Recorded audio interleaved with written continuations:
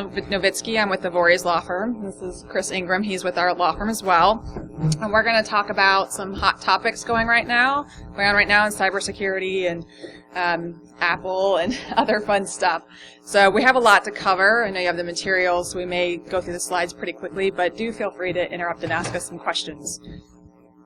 So I'm going to jump right into CISA. So it was passed on December 18th of last year as part of the omnibus budget bill. You're asking why was a cybersecurity bill in the budget bill, because that seems to be how anything is done lately. But if you were following the various draft bills, there was two in April passed in the House dealing with this issue, and as well as one in October in the Senate. And so the one that was passed was more closely aligned to the one that was passed in October by the Senate. And so what the final CISA bill was the product of intense negotiations to reconcile these bills. And one of the big issues, the hot topics ahead of time, was which agency was going to be in charge of the federal information sharing, and that ended up being DHS. So what it is, the main provision that we're going to focus on today is it's a mechanism for sharing cybersecurity information among the private sector and federal entities, as well as for the federal entities to share it amongst themselves. And it authorizes entities to monitor certain information systems and take certain defensive measures. However, you still are subject to the limitations under the Computer Fraud and Abuse Act, so we still can do offensive measures under this bill. It also provides several safe harbors for liability, which to a lot of industries that were lobbying for this type of bill was very important to them. So I'm going to spend a few moments on the definitions. So it has to deal with what is a cyber threat indicator. This is what's going to be shared. And so they're very broad and typical of what you would expect. Malicious reconnaissance, a method of defeating a security control or exploiting a security vulnerability, a method of causing a user with legitimate access, that is to an information system, to unwittingly enable the defeat of a security control or to exploit a security vulnerability, malicious cyber command and control. They take into account the actual potential harm that could be caused by the incident. Then they have a broad catch-all at the end. Any other attribute of a cybersecurity threat, if disclosure of which is not otherwise prohibited by law, or any combination of all of these things. So it starts out kind of specific, but has a catch-all at the end, as the space continues to evolve. So what are defensive measures? They're an action, device, procedure, signature, technique, or other measure applied to an information system that is stored on, processed by, or transiting information that detects, prevents, or mitigates a known or suspected cybersecurity threat or vulnerability.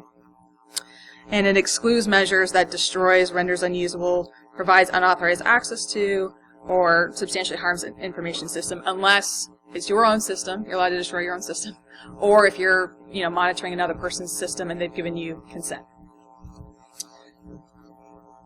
So the first prong of CISA is the federal sharing. Now this is the sharing amongst the agencies. So under the bill, they were to issue procedures within 60 days to allow timely sharing of cyber threat information. And they actually got this out on time. On February 16th, the DHS and the Department of Justice released their Privacy and Civil Liberties Interim Guidelines. And it governs the receipt, retention, use, and dissemination of cyber threat indicators by a federal entity. So what they were instructed to do and have done is to ensure real-time sharing among federal agencies. They also are supposed to incorporate existing processes, roles, and responsibilities such as ISACs and other information sharing organizations that have already been set up. There's also rules and procedures for notifying entities that receive erroneous information or where information like personal information was shared in violation of CISA. And so interestingly, in the interim guidelines, they kind of just punt this to if you get personal information that you're not supposed to, or you share it inadvertently, follow your own agency's breach notification plan. So it's kind of left up to the agencies to decide how to notify folks. And it also requires removal of personal or personally identifiable information that's not related to a cybersecurity threat. So they set up a portal that handles all of this sharing, and it's going to automate the format, how this information is shared, as well as scrub for personal information. So CISA also created a mechanism for non-federal sharing, so this is sharing both from the private sector to the federal government and vice versa. all parties have to protect classified information from improper disclosure and comply with any use or sharing restrictions. They also have to scrub personally identifying information prior to sharing cyber threat indicators, not directly related to the cyber threat. So they had 90 days to implement these rules. So on March 17th, they did actually announce the formal sharing with the private sector. They're using the same portal that the DHS has set up. Only so far about 6 companies have signed on, they've said. Of course, we don't know who any of these are because they're exempt from Freedom of Information Act requests. And through this, you can actually, as a private sector, you can notify them of cyber, you can share with them via a web form, the portal, or by email. And they have an email address now where you can share information. No. It's kind of subject to, I mean, it's, that is the constant debate, but it is subject to kind of at least with the agencies who, if they share it improperly, is defined in their own response plans. And I think in the private sector, you can follow your own data classifications and, really, if it identifies, obvious name is going to be included, address, other things like IP address and maybe mobile device ID might be less clear. So what can the federal government do and private sector entities that receive the information? Well, it's supposed to only be used for cybersecurity purposes, for identifying security threats or vulnerabilities, responding to or preventing or mitigating a specific threat or an attack, responding to, investigating, prosecuting, or a serious threat to a minor or offenses against minors. Also, then here's the broad part again, offenses relating to fraud, identity theft, espionage, censorship, or the protection of trade secrets. So while they start listing off very specific uses, this kind of last one is pretty broad, what the federal government can use this information for. So a big issue under CISA that was heavily lobbied, especially by certain sectors prior to its passage, was what if there were going to be any safe harbors for sharing, because there was there's not clarity into if, for example, in financial services, if they shared information with other financial services, could that be a violation of antitrust? Do you now have to share? What happens if you don't share, if this is created? So under the law, there's no civil liability for sharing or receiving cyber threat indicators or defensive measures, so you can't bring a case under this law in court. Shared information cannot be used by regulators to inform their investigation of you, basically against you in any sort of enforcement action. However, they can use it to come up with new rules to regulate generally the sector or the issue. There's no antitrust liability for private entities who are exchanging cyber threat indicators, so a lot of industries thought that was a very needed and necessary clarification. There's no waiver of privileges or protections, including trade secrets, so if you happen to share something that includes trade secret information or maybe privileged information, you did not waive that information by sharing it through this mechanism. There's also explicitly provided that there's no duty to warn, there's no duty to act, and no liability for not sharing. So despite this being set up, if you choose not to be involved, or if you receive information but don't take action, there's no liability for basically a failure to act or, an omission. And also requiring sharing, the federal entities cannot do that or condition that as an award of any sort of federal contract. So nobody can really force anybody to participate in this.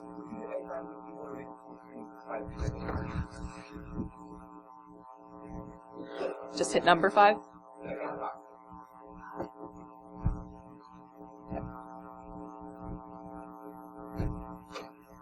Okay. Yeah. So what happens when you put lawyers in charge? Yeah. It's bringing this up. So, okay, we'll just keep going again. Okay. So some concerns remain about what this is really going to mean. There's some other... Get back to where we were.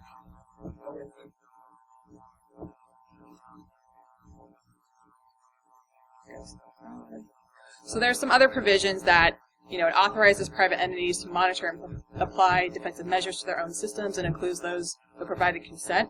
although you can't render these unusable. There's several reporting requirements to Congress about the effectiveness and how this is going. There's broad preemption of state laws, so even if they come up and try to modify this, they can't. There's also a 10-year sunset provision. So the concerns remain about, so a lot of groups, 17 organizations back in January, sent a letter around, including the ACLU and the Center for Democracy, criticizing both how this bill was passed, the lack of transparency, the kind of hush negotiations and tacked on to an omnibus budget bill. They think that this will even broaden government access to private information, that it doesn't adequately protect privacy rights, and they think that the government can use this broadly. Now the DHS has acknowledged that there is some flaws with the sharing system that's been set up, that it may not scrub properly for personal data, but they're kind of saying, well, we're going to fix it as we go and as people bring the issue to us. So, well, maybe not, the best, but we'll see how it happens here. So, since due to the criticism, there actually has been a bill introduced in the House to repeal it. It was introduced on January 8th. It has bipartisan support, but so far hasn't moved. There's no hearing or anything. So we'll see what happens on there. I did want to mention quickly, around the same time, an EU Cyber Directive was agreed upon. It was the Network and Information Security Directive. It was agreed upon in principle in EU in December, around the same time as the draft GDPR, the Global Data Protection Directive. It applies to critical infrastructure operators as well as digital service providers, so like Google and Facebook. And it requires them to maintain appropriate data security measures and to report major data breaches, which is new requirements in the EU. Currently, it's still being debated in the EU Parliament, so we'll see where that goes. So speaking of the EU, so, another hot topic has been the downfall of the safe harbor and the rise of the privacy shield. So all of this is in context of the EU Data Protection Directive. So originally it was enacted in 1995, and amongst its many provisions, it restricts transfers of personal data of EU citizens to countries that are deemed as non-adequate, and the U.S. has been deemed repeatedly as not adequate. So there are three measures under, and there's a new GDPR that I just mentioned that was agreed upon in December. It's also being currently debated and worked out. It's not expected to come into force until 2017, 2018, but some countries are talking about, like France, adopting it sooner, possibly by the end of this year. So under the Data Protection Directive, there are three ways to transfer data to countries that are non-adequate, such as the U.S. One being the use of model contracts. The one is if you are certified as having binding corporate rules. And the third, very popular here, was the U.S. Safe Harbor. And so if you certified to the Safe Harbor, you could transfer data subject to the promises that you made in your privacy policy to the Safe Harbor process. It was regulated by the FTC and the Department of Commerce. And it was enforced by the FTC, although part of the criticism is that there was maybe one or two enforcements ever by the FTC about the Safe Harbor. So back in October, the European Court of Justice ruled that the Safe Harbor was inadequate and it did not provide the necessary protections for EU citizens that was under the EU Data Protection Directive. So it was the Chri decision. It was an Austrian citizen, and he used a lot of the evidence that Snowden leaked to show that there was overarching access by the U.S. government to personal data. So the decision came down on the grounds of because there was indiscriminate and excessive government access to EU citizens' personal data by our U.S. government, and that there was a lack of judicial redress for EU citizens. And so this is why the European Court of Justice ruled the Safe Harbor was inadequate. So in the meantime, that means if you were using the Safe Harbor, you had to stop, and currently, frankly, stop. If you're using that, it's no longer adequate. You can't transfer data back to the U.S. in compliance with EU law.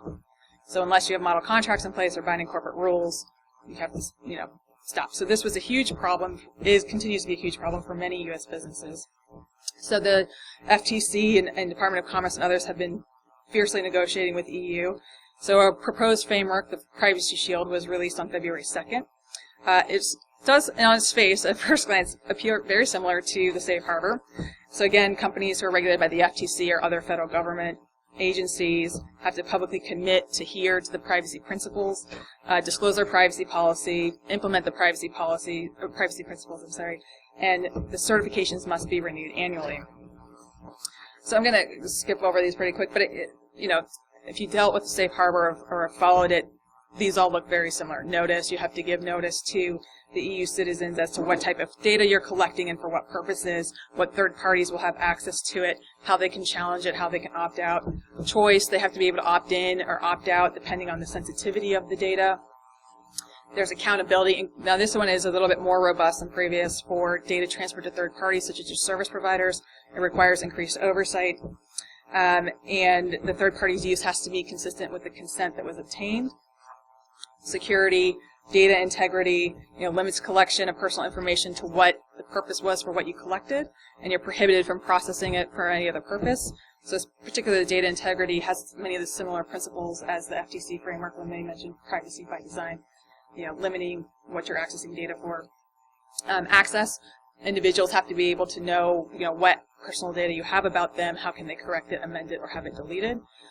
And then the last one is recourse, enforcement, and liability. Now, previously under the safe harbor, you really can only go to the first bullet, this third-party dispute, to argue that your privacy is being violated.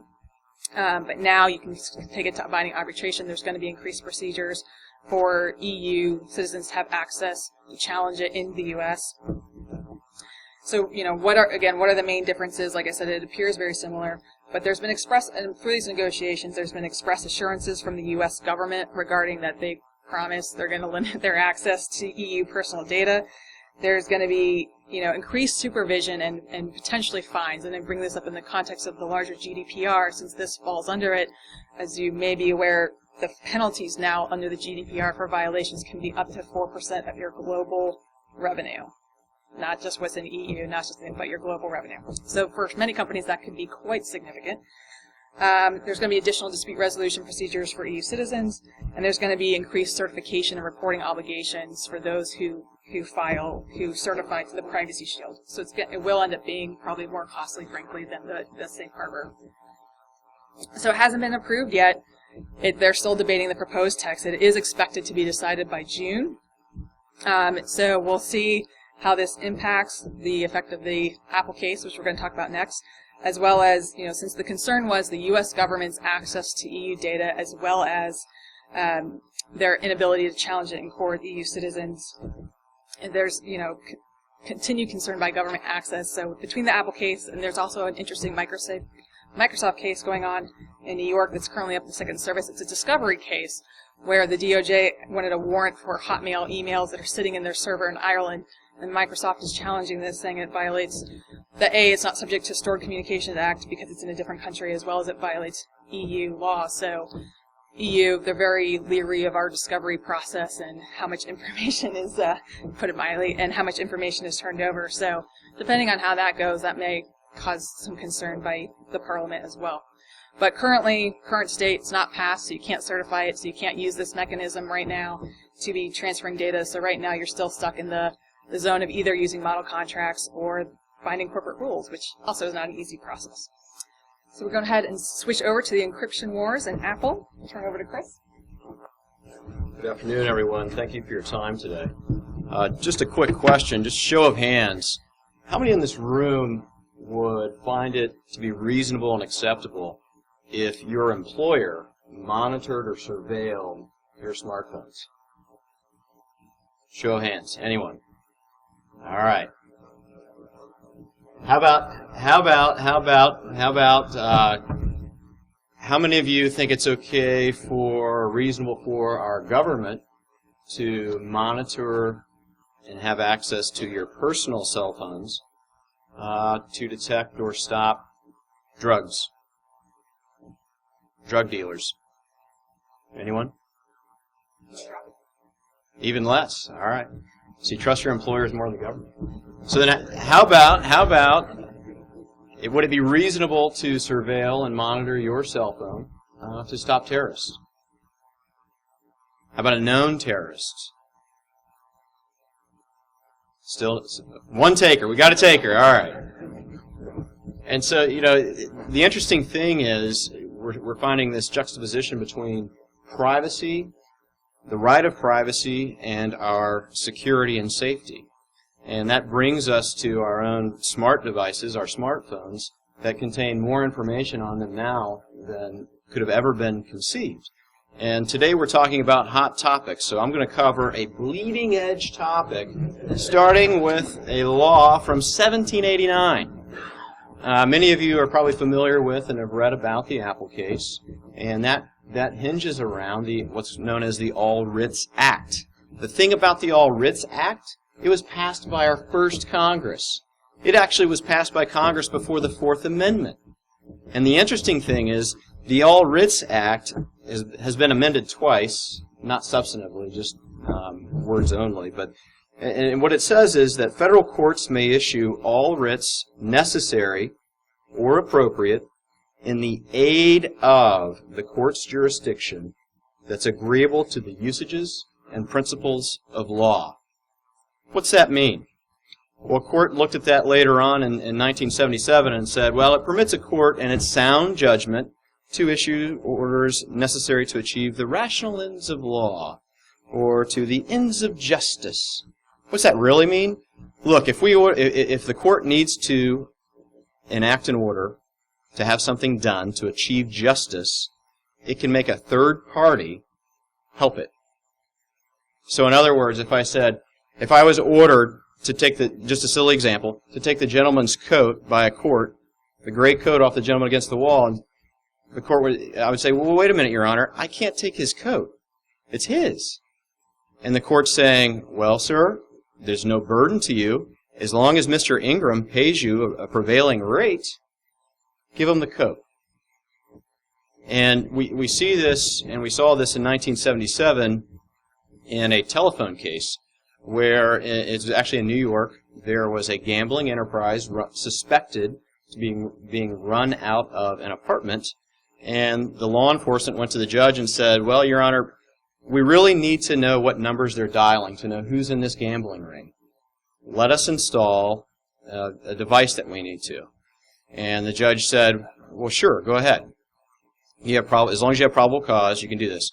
And the law enforcement said, but we can't run wires so that the suspected criminals know that's what we're doing. We need the telephone company's help to install this device. And the telephone company challenged that. It went all the way up to the U.S. Supreme Court. And the U.S. Supreme Court said, it's not really a burden to you, telephone company, to just open your little box on the side of the apartment and let them put in their wires. And in fact, they're even going to pay you for your time and your effort to open that little gizmo. And so there's no burden, and there's no other way for them to do that than with your help. Thus began, in 77 at least, the court's okay with using this All Writs Act. And the All Writs Act was kind of the hook to be able to get law enforcement there. Now fast forward to 2016. Just this last February, as many of us have read in New York,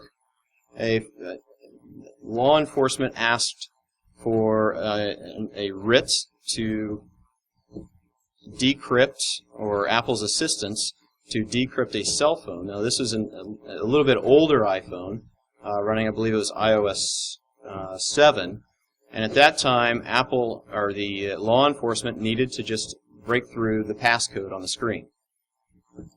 And when they went before the judge said, well, I think you might be pulling a fast one here. I think you're going a little bit further to ask Apple to go out of its way to decrypt this passcode.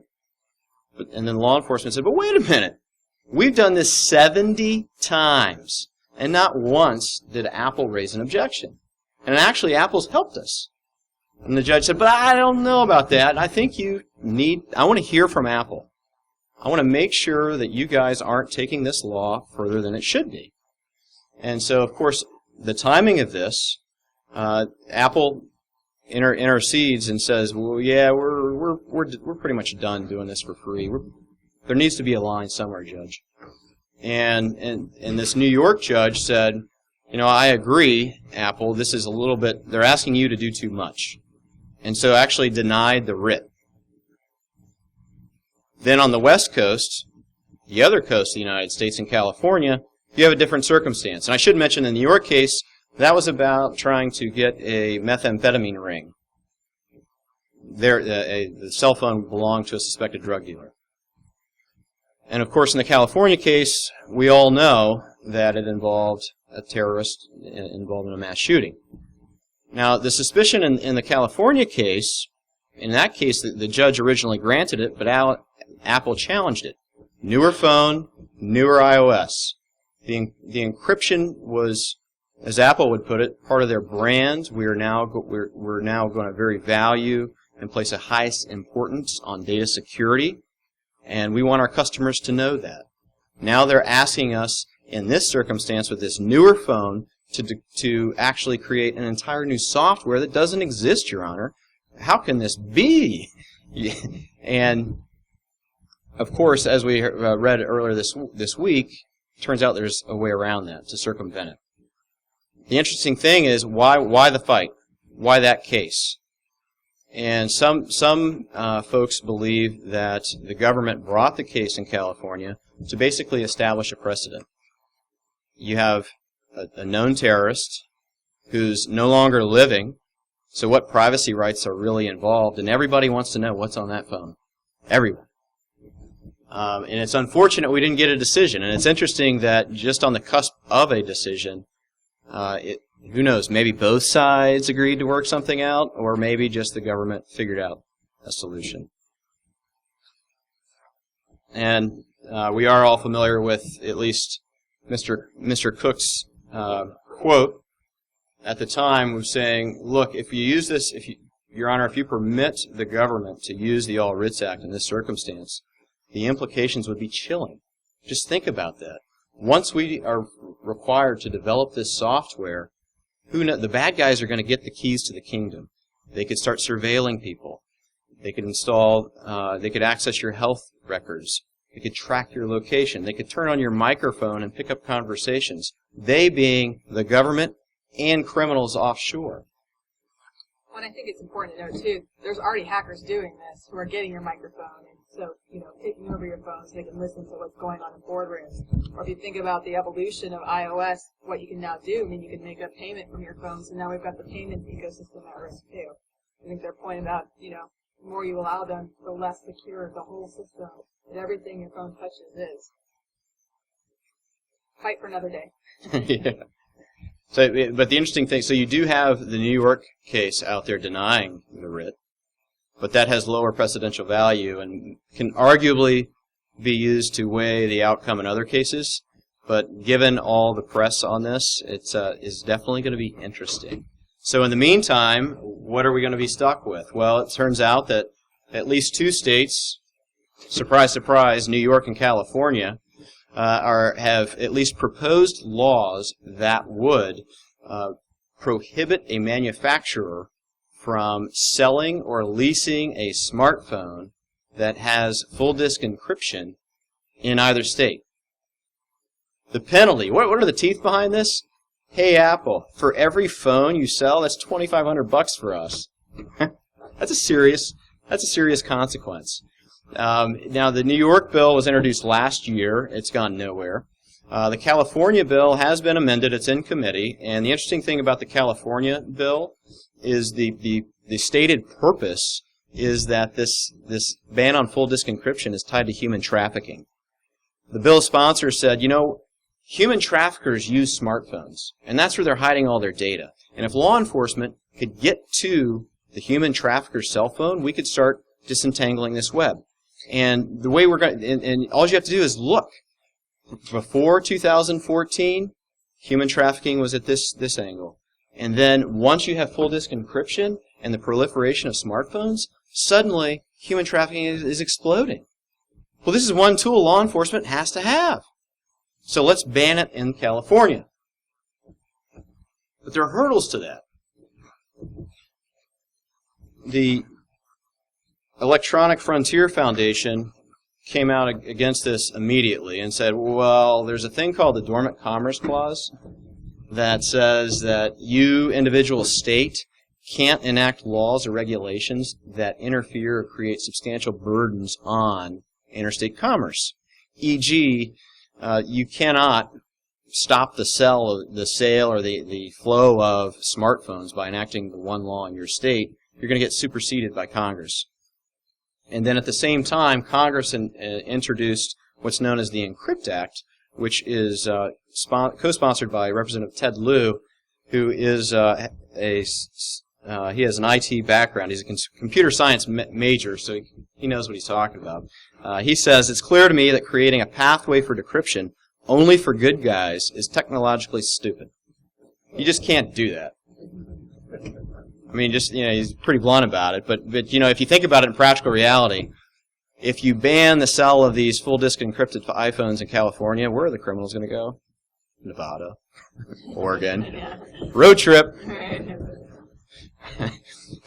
So the encryption battle between the states and the feds, who knows where that's going to go? Apple kind of left us hanging, wanting more. Next, I wanted to cover the FTC, the Federal Trade Commission, because it's become a very hot topic in the cybersecurity world. Now, many of you may know that the FTC's ability to regulate is tied, at least in this context, to unfair or deceptive acts or practices that affect commerce. And deception is typically looked at as, company, are you doing what you said you were going to do? Are you telling the truth about privacy and how you're using consumers' data? And so the privacy policies that you're posting on your websites, turns out lawyers and regulators look at that. So do be cognizant that your privacy policies reflect your organization's actual practices. And the interesting thing is the other prong, the unfairness prong, gets into whether your security practices are fair. So what does that mean in the context of commerce? Does the practice injure consumers? Does the practice violate established public policy? And is the practice itself unethical or unscrupulous? Now think about that in the context of what you do day to day. What does that mean as far as data security? Well, when you get breached, it turns out after the fact that the FTC will look to see what data security practices you had in place and to see whether or not those were fair to the consumers. So we'll take a recent example, the Wyndham Worldwide Corporation case. I don't know, how many of you are familiar with what happened in Wyndham? Quite a few. So it wasn't all lawyers who were watching. Now in Wyndham, one thing to keep in mind is that that was a franchisor model. They had franchises and hotels, and they actually sold timeshares through 3 different subsidiaries. Now, there were 90 independent hotels as part of this organization, and each hotel had a property management system that processed customer information. So it had that private information. And Wyndham managed the system. It's a franchisor.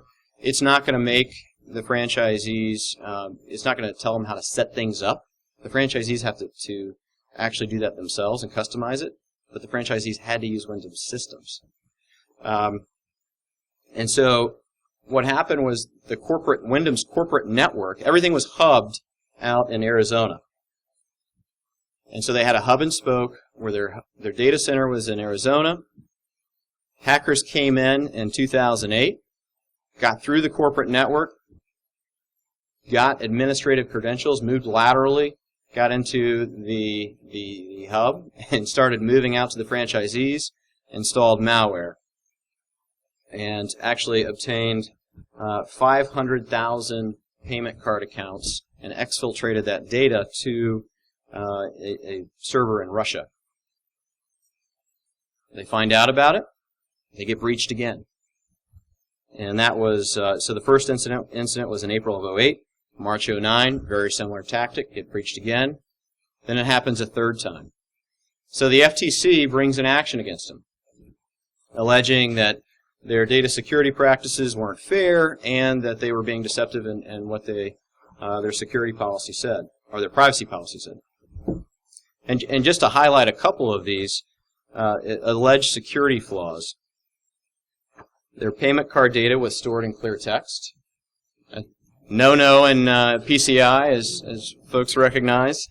There were weak passwords. I think one of their vendors was MicroTrend or micro something, and the password was micro. They lacked firewalls. there was very poor segmentation because in their hub and spoke model, and they didn't limit the duration of their vendors' access. So these are just things that the FTC in their investigation picked up on and pointed out as part of their complaint. So Wyndham challenged this. Wyndham said, well, wait a minute, FTC, you don't have the jurisdiction to claim that we're being our data security practices are unfair. And it turns out at least one court of appeals disagreed with Wyndham and held that the FTC does have the right to regulate and bring actions under the unfairness prong. Now, this doesn't mean that each one of these individual factors are unfair, but it does mean that the FTC can bring an unfairness action against your organization, and they will look for things like this to build their case. In other words, they can be a prosecutor, but they still have to prove their case. So what's fair in the FTC's mind? Well, the good news is, and I think we're running a little bit short on time. I want to save time for questions. The good news is the FTC published a guideline that kind of highlights what they're looking for out of their prior enforcement actions. And so it gives you things like, use secure passwords, okay? That sensitive personal information should be secured, great. That you segment the network and you're actually monitoring the traffic. Now that's something that at least sounds easy to do, but in hindsight it's always, maybe we should have segmented that better.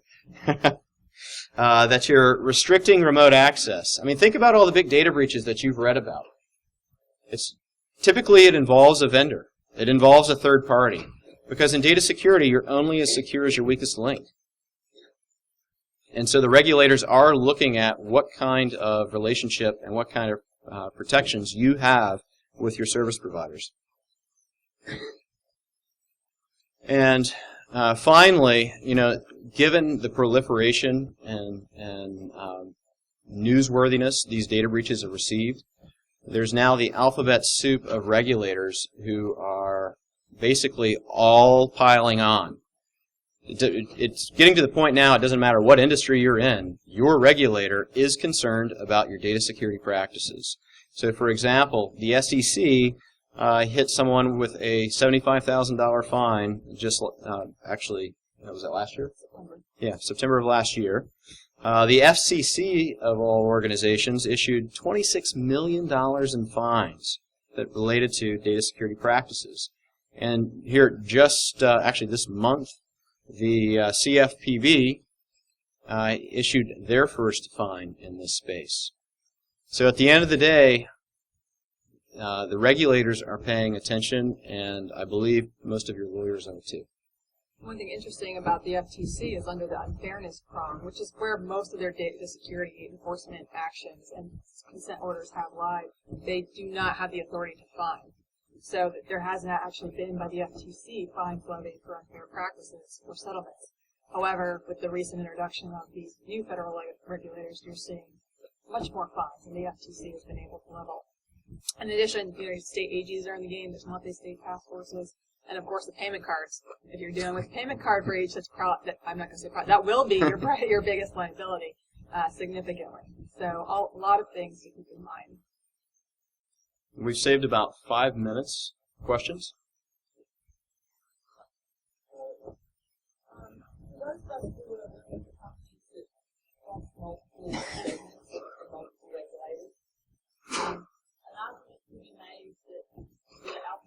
Regulations will be underburdened on the company.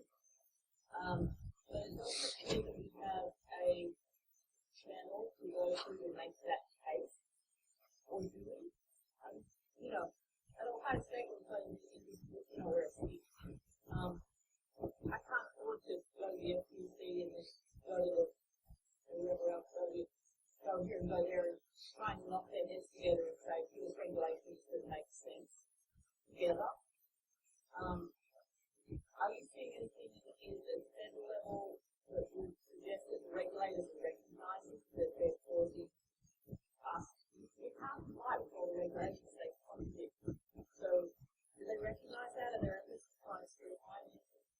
are some efforts. So, for example, the FTC has signed a memorandum of understanding with both the CFPB and the FCC to try to bring joint investigations and joint task forces. However, you are seeing a battle between them for predominance. And the SEC, I saw them spoke recently, and they specifically said, well, we're looking at a different criteria than the FTC. We're not concerned about unfair. We're talking about materially misleading statements and public disclosures that investors are relying on. So while, the answer, not a great answer, while there is some recognition and some joint working, unfortunately each agency is still operating pretty independently and is going to do what they think is in their mission to best protect whoever their constituents are. So unfortunately, it's not getting much clearer anytime soon. And it's interesting too, because you see all these regulators pounding the table. You have to have data security. You must keep it secure. Well, let's do full disk encryption. Oh, wait a minute. Yeah. Anyone else? Okay. One of the questions that comes to mind is talking about the safe harbor and scale. Are we going to see European bloc countries starting to do monitoring of what we're doing with their data? Moving forward instead of finding that the laws be by?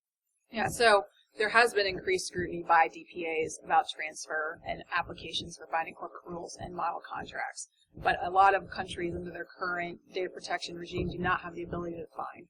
So with the introduction of the up to 4% worldwide revenue, when that goes into effect, you should be prepared for much greater scrutiny. It's not clear yet because it hasn't been adopted, and then it depends on when each country adopts it. So they think that right now projections that most countries will have adopted by 2018. But like I said, France may adopt by the end of the year. The U.S. government. Yeah.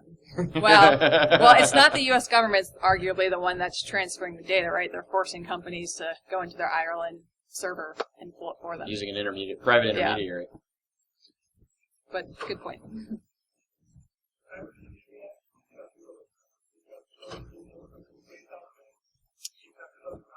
Yeah, it's applicable to anyone who wants to participate and any agency that wants to participate. And it's truly voluntary. In order to take advantage of the liability protections, you have to follow the procedures that are being set up through the portal by DHS and follow the rules.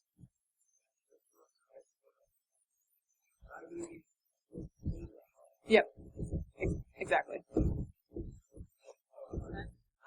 said that if there's disclosure through the portal, then it's up to the organization to use their data breach policy. Right. Is that in fact putting the liability in the cost of reporting that breach on the organization that receives the information? It may. It's going to depend on who detects that personal information was shared in violation of CISA, who did it, and then who's best able to notify. So if you as an individual entity receive it from the federal government and then you detect it, theoretically it should be the federal government, but if, based on their plan or just talking, it may not. But under data breach notification laws, it is only the owner of the data who's required to notify the individual, so it really should be the federal government if they own the data, or it may be if they got it from someone else, then going back to, hey, we shared it in violation. So I think right now the notice procedures are not the model of clarity or the most effective for getting timely notice to people whose information they have shared. I think they're really banking on, it's just not going to be shared, we're going to scrub it out. So we'll see how well that works. The back.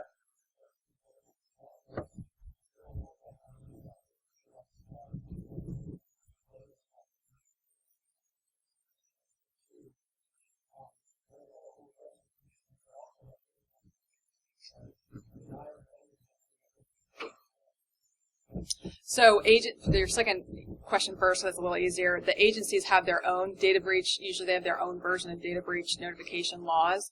And typically they may be liable pursuant to their AG, but typically a lot of times they're just exempt, or the AG isn't motivated to bring an action against, their own friends or, state government officials. So you have seen private lawsuits. For example, there was a lawsuit against the VA department over their breach that was a settlement. So, but really, you're probably going to see private litigation enforcing the agency breaches versus regulators.